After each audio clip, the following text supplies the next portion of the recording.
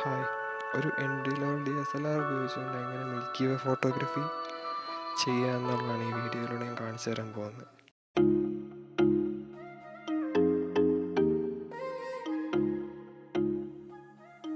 ഞാൻ ഇവിടെ യൂസ് ചെയ്തിരിക്കുന്ന ക്യാമറ നൈക്കോൺ D3400 ആണ്.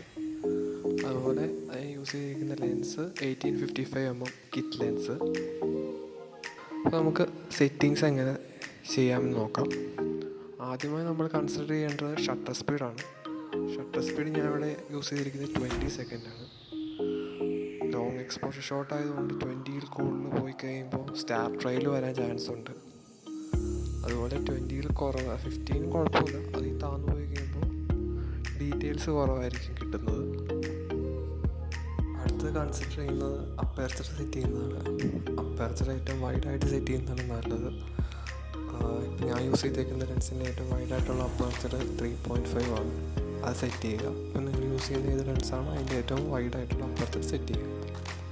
ISO സെറ്റ് ചെയ്യുമ്പോൾ നമ്മൾ ശ്രദ്ധിക്കേണ്ടത് ഒത്തിരി കൂടി പോകരുത്, അതുപോലെ തന്നെ കുറഞ്ഞു പോകരുത്. അതായത് മിൽക്കി വേക്ക് ഞാൻ നോർമലായിട്ട് യൂസ് ചെയ്യാറ് 800 ആണ്.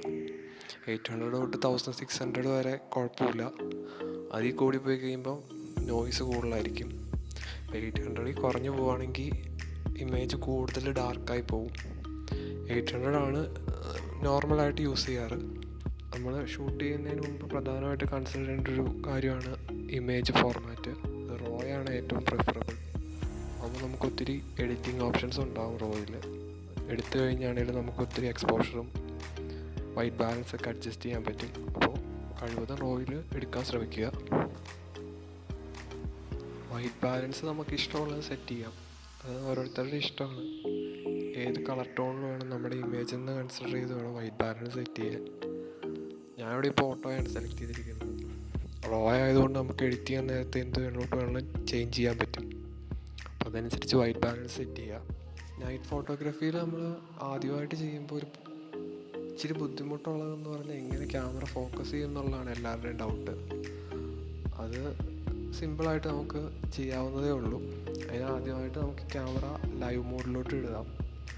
എന്നിട്ട് അടുത്തുള്ള ഒരു ലൈറ്റ് സോഴ്സ്, അതിപ്പോൾ ഒരു ലൈറ്റ് ആയിക്കോട്ടെ അല്ലെങ്കിൽ ഒരു ബ്രൈറ്റ് ആയിട്ടുള്ള സ്റ്റാറിലോട്ട് നമ്മുടെ ഓട്ടോ ഫോക്കസ് ഇട്ടിട്ട് ഫോക്കസ് ചെയ്യുക. ഫോക്കസ് ആയി കഴിയുമ്പോൾ അത് മാറ്റി മാനുവൽ ഫോക്കസിലോട്ട് ഇടുക.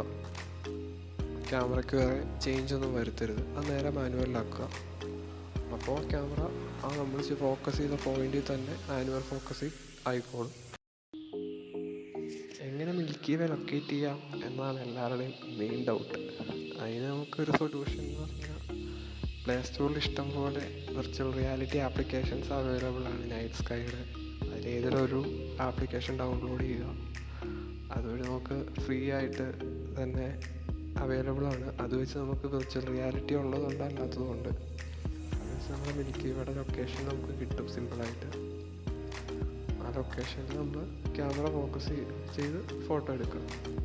ഇത് ചെയ്യാനുള്ളത് എന്താണെന്ന് വെച്ച് കഴിഞ്ഞാൽ മിൽക്കി വേയുടെ പോയിൻ്റ് ചെയ്തിട്ട് ക്യാമറ ട്രൈപോഡ് വെച്ച് ഷൂട്ട് ചെയ്യുക. കഴിവതും സെൽഫ് ടൈമർ ഉപയോഗിച്ചുകൊണ്ട് ഷൂട്ട് ചെയ്യാൻ നോക്കുക.